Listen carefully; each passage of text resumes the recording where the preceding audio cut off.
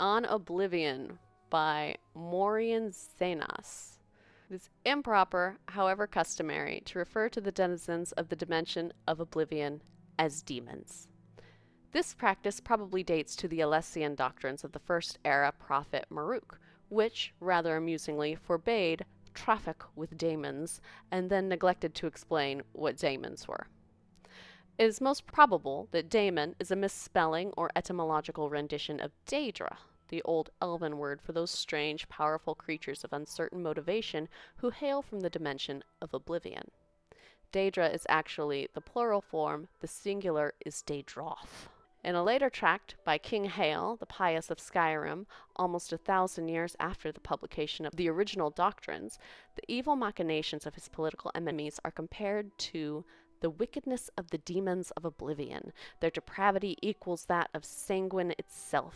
They are cruel as Boethiah, calculating as Molag Bal, and mad as Sheogorath. Hael the Pious thus long-windedly introduced 4 of the Daedra lords to written record. But the written record is not, after all, the best way to research Oblivion and the Daedra who inhabit it. Those who traffic with daemons seldom wish it to be a matter of public account. Nevertheless, scattered throughout the literature of the First Era are diaries, journals, notices for witch burnings, and guides for Daedra slayers. These I have used as my primary source material. They are at least as trustworthy as the Daedra lords I have actually summoned and spoken with at length. Apparently, Oblivion is a place composed of many lands, thus the many names for which Oblivion is synonymous: Cold Harbor, Quagmire, Moonshadow, etc.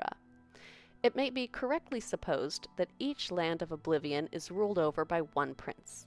The Daedra princes, whose names appear over and over in ancient records, though this is not an infallible test of their authenticity or explicit existence to be sure, are the aforementioned Sanguine, Boethiah, Molag Bal, and Sheogorath, and in addition Azura, Mephala, Clavicus Vile, Vernema, Malakath, Hormius, or Hermias, or Hormias, or Herma. There seems to be no one accepted spelling. Mora, Namira, Jigalag, Nocturnal, Merunstegan, and Periite.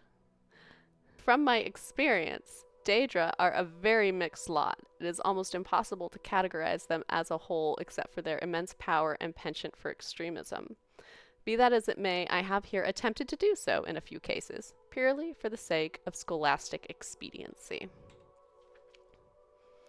Merunstegan, Molag Bal, Periite, Boethiah, and Vernema are among the most consistently demonic of the Daedra, in the sense that their spheres seem to be destructive in nature. The other Daedra can, of course, be equally dangerous, but seldom purely for the sake of destruction, as these 5 can.